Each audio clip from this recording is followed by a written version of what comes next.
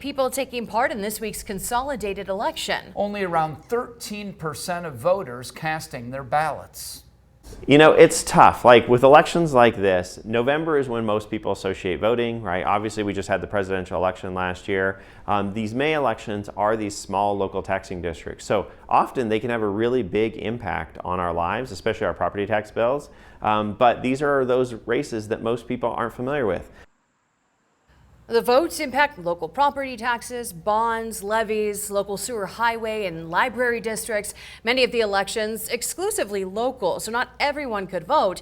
But the Idaho Secretary of State says those who did may not have even known a lot about what they were voting for. You know, I think one of the biggest things, so already the legislature has taken steps to reduce the number of election days. It used to be just a couple years ago, we had 4 different dates in the year. The legislature has now narrowed it down to 2 dates that we have elections, so it's either in May or in November.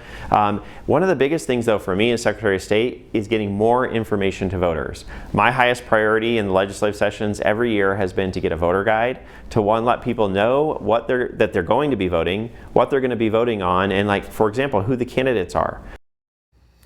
He says that's what Idaho's voter website is for. You can head to voteidaho.gov to get sample ballots, the address for your polling location, request absentee ballots, and how to register to vote.